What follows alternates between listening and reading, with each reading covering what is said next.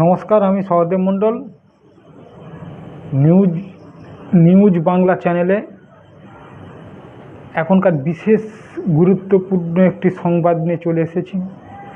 আনন্দবাজার পত্রিকায় ওই পাশে কাটিং করে দেখিয়েছি, দেখুন। আনন্দবাজার পত্রিকায় প্রকাশ পেয়েছে যে যে বারুইপুর কাণ্ডের মূল যে চক্রান্তকারী ধর্ষক প্রভাসকে গতকাল রাতে পুলিশ এনকাউন্টার করে মেরেছে। তো এটা নিয়ে সোশ্যাল মিডিয়া এবং ইলেকট্রনিক্স মিডিয়া সব তোলপাড়, যে সবাই বলছে একদম ঠিক হয়েছে। এটা তো ঠিক, উপযুক্ত শাস্তি। তো এনকাউন্টার যে করেছে, তো এটা মানে পুলিশি আইপিসির যে অ্যাক্ট, সে অ্যাক্ট অনুযায়ী এনকাউন্টার শব্দটা ওই অ্যাক্টের মধ্যে আসে না। মানে পুলিশ কখন এনকাউন্টার করে না, যখন পুলিশ তার নিরাপত্তার অভাব বোধ করে, যখন অপরাধকারী পুলিশকে মানে বিভ্রান্ত করার চেষ্টা করে, অর্থাৎ পুলিশের হাত থেকে পালিয়ে যায়, পুলিশের হাত থেকে চলে যায়, তখন কিংবা পুলিশকে মারার জন্য উদ্যত হয় আগ্নেয়াস্ত্র দিয়ে, তখন পুলিশ বাধ্য হয়ে তার আত্মরক্ষার তাগিদে তাকে মেরে দেওয়া হয়, এনকাউন্টার করে দেওয়া হয়। এই হচ্ছে এনকাউন্টার। এই এনকাউন্টার প্রথা পশ্চিমবঙ্গে ছিল না। এই প্রথম এমন একজন মুখ্যমন্ত্রীর পদে বসেছে যে এই জঘন্য অপরাধকারী ধর্ষকদের কিভাবে সাজা দেওয়া যায় তা দৃষ্টান্তমূলকভাবে দেখালেন, যাতে এই বারুইপুরের মতো আর কোনো মায়ের কোল যাতে না খালি হয়। আর যারা ধর্ষণকারী তারাও সাবধান হয়ে যাবে না বাবা, এরকম শাসকের আইন থাকলে, মানে আইনের শাসন থাকলে, তাহলে আর কিছু অপকর্ম করা যাবে না। অপকর্ম করতে গেলে ভাবনা চিন্তা করবে। তো এ তো গেল, মানে ওই যে মেয়েটির বাবাকে কথা দিয়েছিল যে উপযুক্ত শাস্তি দেব, আমাদের মুখ্যমন্ত্রী কিন্তু সেই উপযুক্তই শাস্তি দিয়েছেন, এনকাউন্টার করে মেরে দিয়েছেন। আসলে যে ঘটনায় সোশ্যাল মিডিয়া বলুন আর প্রিন্ট মিডিয়া বলুন, যেগুলো বলছে যে ঘটনাস্থলে প্রভাসকে নিয়ে যাওয়া হয়েছে ওই আগের দিন রাতে, সেই ঘটনাস্থল থেকে পুলিশের হাত থেকে নাকি পিস্তল ওই প্রভাস কাড়িয়ে নিয়ে পুলিশের দিকে সেই পিস্তল দিয়ে মারার উঁচিয়ে ধরে, যার ফলে পুলিশ বাধ্য হয়ে নাকি এনকাউন্টার করেছে। কিন্তু এটা এখন পুলিশের কথা, পুলিশ যে বয়ানটা দিয়েছে সেই বয়ানের কথা এটা, কিন্তু প্রকৃতপক্ষে কি হয়েছে সেটা আমরা বুঝতে পেরেছি। কোনো অপরাধকারী, এইভাবে একজন ধর্ষক অপরাধকারী এমনিতে পুলিশের হাতে ধরা পড়েছে, তার পক্ষে ওই অতগুলো পুলিশের সামনে তার পক্ষে ওই পুলিশের পিস্তল কেড়ে নিয়ে পুলিশকে উঁচিয়ে গুলি করা তার পক্ষে সম্ভব ছিল না। তো আমার যতদূর মনে হচ্ছে, তো তারপরে পুলিশ যা বয়ান দিয়েছে, ঘটনাস্থলে পুলিশ বুঝবে, পুলিশ যা নিয়েছে আইন প্রশাসক যা ডিসিশন নিয়েছে, তাকে মেরে দেওয়া হয়েছে, এনকাউন্টার করে দেওয়া হয়েছে। তো সব জনগণের নিশ্চয়ই একমত হবে যে এই রকম ধর্ষণকারীদের এনকাউন্টার করে এই রকম মেরে দেওয়ার দরকার আছে। এরকম নির্লজ্জ একটা সমাজের বদমাইশ সমাজ বিরোধী জঘন্য মানসিকতার লোক, মানে এদের মানসিকতাটা জঘন্য মানসিকতা। সেই জঘন্য মানসিকতা থেকে মদ, তার সঙ্গে এই মদের আড্ডা, সেইখান থেকেই আজকে এই কাণ্ড। তো সিসিটিভির ক্যামেরায় দেখুন, সিসিটিভির ক্যামেরাতে যে ফুটেজ পাওয়া যায়, সেই ফুটেজ থেকে দেখা যায়, সিসিটিভির ক্যামেরার ফুটেজে দেখা যাচ্ছে, কি দেখা যাচ্ছে, যে মানে এই প্রভাস এই মেয়েটিকে মানে হাতে ধরে নিয়ে চলে যাচ্ছে, সিসিটিভির ফুটেজে পাওয়া গেছে। এই প্রভাসকে কিন্তু প্রথমে কে ধরেছিল? এই প্রভাসকে ধরেছিল ওখানকার বিজেপির মণ্ডল সভাপতি সুশান্ত মণ্ডল ওখানকার একজন বিজেপি কর্মী। উনি ঘটনাস্থলে ঘটনাটা যা জানতে পারে, উনি এই প্রভাস মণ্ডলকে কিন্তু ধরেছিল। ধরে উল্টো রাস্তা দিয়ে যখন ওই ইন্দ্রজিৎ তাঁতিকে ওখানে গণপিটুনি দিয়ে মেরে দেওয়া হয়, ইন্দ্রজিৎ তাঁতি ওই অটোওয়ালা, ওই অটো রিক্সা চালকের যে ড্রাইভার ইন্দ্রজিৎ তাঁতি, তাকে গণপিটুনি দিয়ে মেরে দিয়েছে। সাথে সাথে এ কী করেছে, এই সুশান্ত মণ্ডল বিজেপির কর্মী, পার্টি কর্মী, ওকে এই প্রভাসকে ধরে, সে ভিডিও আপনারা দেখেছেন, আর সে ভিডিও আমি দেখাবো না, সে ভিডিও সোশ্যাল মিডিয়ায় প্রচুর মানে আছে, আপনারা দেখে নেবেন। প্রভাসকে ধরে কি করেছে, অন্য রাস্তা দিয়ে, যাতে গণপিটুনিটা না মেরে দেয় একে, অন্য রাস্তা দিয়ে একদম থানায় গিয়ে পুলিশের হাতে তুলে দেয়। এটা কে করেছে? ওই বিজেপি কর্মী। উপরন্তু দেখুন একটা ঘটনা, এই যারা আন্দোলন করছে, প্লাস কিছু ওখানকার জনতা, মানে তারা কি করছে, একে দোষারোপ করছে, এই সুশান্ত মণ্ডল নাকি উস্কানি দিয়েছিল। আরে বাবা, সুশান্ত মণ্ডল উস্কানি দিয়েছিল? তারা জানেনি, বুঝেনি, শুনে না, প্রকৃত ঘটনাটা না জেনে সুশান্ত মণ্ডলের মানে ফাঁসি চাই হিসাবে তারা দাবি তুলেছে। সে ভিডিও সোশ্যাল মিডিয়ায় সোচ্চার হয়েছে, সুশান্ত মণ্ডলের ফাঁসি চাই। বিজেপি কর্মী, এসব বিজেপির কাণ্ড, আরএসএস জড়িত, এইসব নানা ধরনের কুকীর্তি রটিয়ে দিয়েছে। তো এই যে প্রবলেম, মানে এই যে চক্রান্তটা করা হয়েছে, না জেনে কথা বলা, এক শ্রেণীর মানুষকে লেলিয়ে দেওয়া, এই যে বিষয়টা, এটা কিন্তু খুব দুর্ভাগ্যজনক ব্যাপার। দেখুন, মানে এরকম একটা জঘন্য কাজকে কেউ কোনোদিন সমর্থন করবে না, আর করেও না। সে যে ধর্মের মানুষই হোক, কি হিন্দু, কি মুসলিম, কি খ্রিস্টান, কি বৌদ্ধ, যে ধর্মেরই মানুষ হোক, এই জঘন্য কর্মকে, এই অপকর্মকে কেউ সমর্থন করবে না। হ্যাঁ, এই যাই হোক, এই প্রভাসকে কে না, ওই বিজেপি সুশান্ত মণ্ডল, বিজেপির যে কর্মী সুশান্ত মণ্ডল পুলিশের হাতে তুলে দিয়েছিল। পুলিশ তাকে জেরা করে, তার কথার মধ্যে প্রচুর অসঙ্গতি মেলে, এর নামে, তার নামে, ওর নামে দোষারোপ চাপাতে থাকে। হ্যাঁ, পুলিশ তারপরে কি করে, একে নিয়ে ঘটনাস্থলে কাল রাতে গিয়েছে। পুলিশের মনে হয়েছে আসল কালপিট হচ্ছে এই প্রভাস।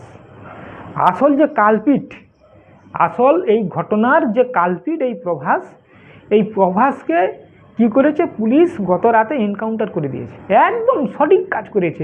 এই যে এনকাউন্টারটা করলো, এরপরে এই রকম জঘন্য কাজ করতে রাজ্যের আর একটা লোক ভাববে, যে 2 বার 3 বার 10 বার ভাববে যে আমি করব কিনা, করলে সরকার যা কড়া ব্যবস্থা নেবে, আমার এনকাউন্টার হয়ে যাবে, শুট হয়ে যাবে। দরকার ছিল এটা। এর আগে সিপিএমের 34 বছর জমানা আর তৃণমূলের 15 বছর জমানা, এই জমানায় আমরা দেখেছি যত এইরকম মানে রেপ অ্যান্ড মার্ডার হয়ে যায়, রেপ কেসগুলোকে মুখ্যমন্ত্রী কি বলে দিত, মেয়েটার সাথে ওর লাভ অ্যাফেয়ার্স ছিল, হ্যাঁ, একটা ছোট্ট ঘটনা। হ্যাঁ, তারপরে শরীর থাকলে যেমন একটু আধটু জ্বর জ্বালা হয়, শরীর থাকলে একটু একটু রেপ্ট হবে। তো এইরকম কথাবার্তা মুখ্যমন্ত্রী বলেছিল গত মুখ্যমন্ত্রী। আর ওই মুখ্যমন্ত্রী হেরে গিয়ে ওর এখন লজ্জা লাগে না?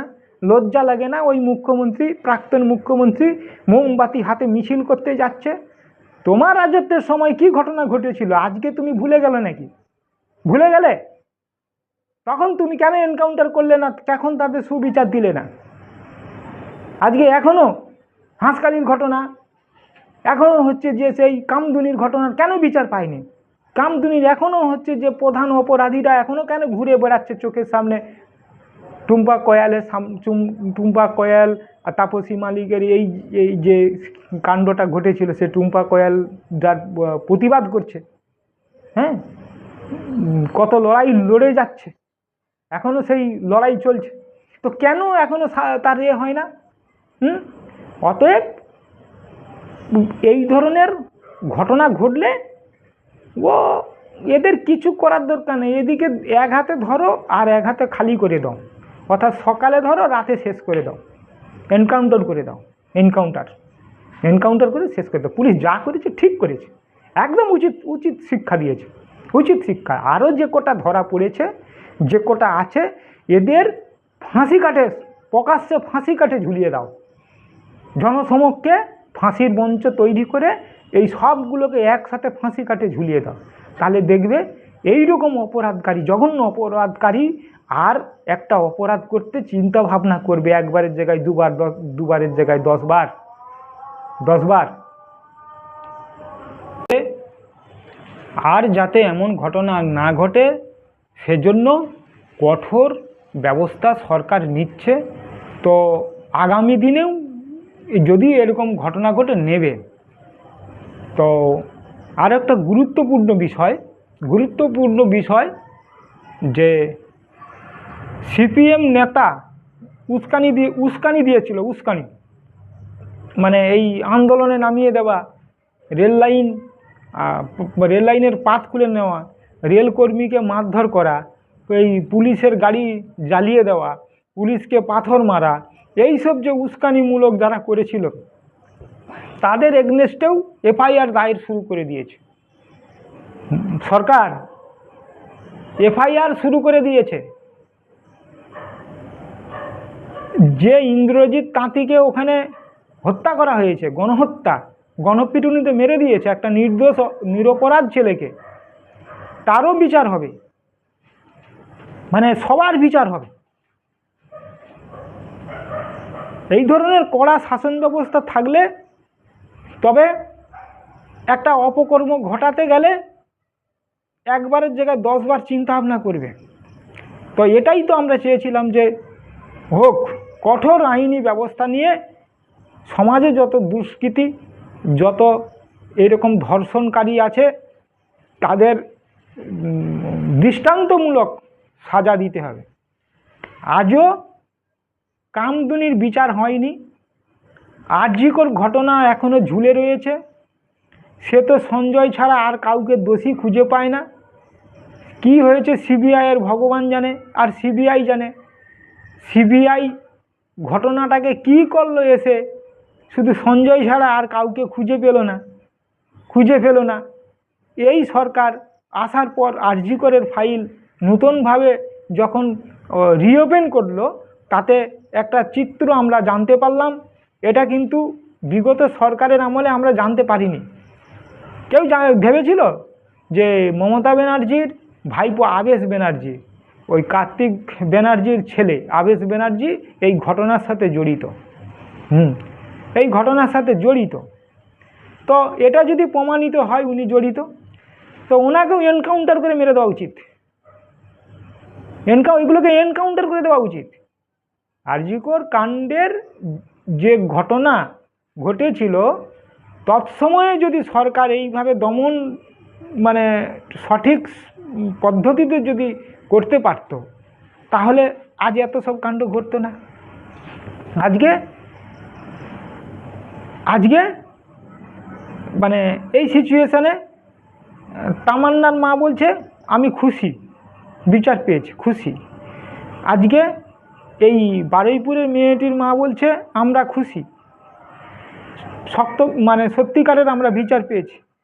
আজকে আফসোস করছে কে? রত্না দেবনাথ, মধুমিতা দেবনাথের মা, অর্থাৎ পানিহাটির বিধায়িকা যে অভয়া দিদি, তার মা আফসোস করছে যে তৎসময় যদি সরকার এমনভাবে কঠোর আইন থাকতো, আইন প্রয়োগ করতো, তাহলে আমার মেয়েটার সুবিচার হতো। উনি আফসোস করছে আজকে। যাই হোক, উনি এখন বিধায়িকা, ওনার সরকার করবে, নিশ্চয়ই ওনাদের বিচার পাইয়ে দেবে। হ্যাঁ, নিশ্চয়ই সেটা আমরা আগামী দিন দেখতে পাবো। তো যাই হোক, অ্যাকচুয়ালি এনকাউন্টারটা পুলিশকে করতে হবে কেন? কেন করলো এনকাউন্টার?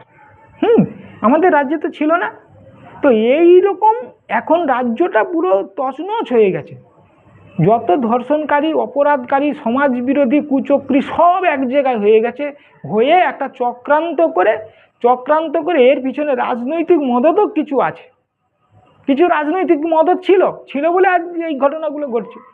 তো সেই সব র্যাকেটটাকে ভেঙে দিতে হবে। এই সরকার এসেছে, এই তো সবে মাত্র 2 মাস। দেখুন না, আগামী 5 বছরের মধ্যে এই সরকার কি করে, 5 বছরের মধ্যে দেখবেন রাজ্যে আর একটা এইরকম ধর্ষণকারী ঘটাতে পারবে না, ভয় পাবে। হ্যাঁ, কঠোর হাতে দমন করবে। তখন যদি পুলিশ কঠোর হতো তাহলে এইরকম ঘটনাগুলো আজ ঘটতো না। তো যাই হোক, এখন সরকার চেঞ্জ হয়েছে, এইসব ঘটনাগুলো আর ঘটবে না। পুলিশ যদি এইভাবে কঠোর হাতে দমন করে, তো যেটা ওই যে এফআইআর, যাদের বিরুদ্ধে এফআইআর রুজু হয়েছে, এরাও কিন্তু শাস্তি পাবে। হ্যাঁ, যে অপরাধ গুন্ডা দমন যে আইনটা, ওই আইনটার অনুযায়ী পুলিশ মনে করলে 1 বছর পর্যন্ত এদিকে জেলে রেখে দিতে পারে। তো এইগুলো দরকার আছে। তাই দ্রুত আইন প্রণয়ন করে এদের শাস্তি বিধানের জন্য সরকারের কাছে অনুরোধ করছি। সবাই ভালো থাকবেন, সুস্থ থাকবেন, আমাদের সাথে জুড়ে থাকবেন, চ্যানেলটাকে সাবস্ক্রাইব করে রাখবেন। হ্যাঁ, পরবর্তী ভিডিও পেতে ওই নোটিফিকেশানের বেল আইকনটা অন করে রাখবেন। শুভরাত্রি, ধন্যবাদ সকলকে।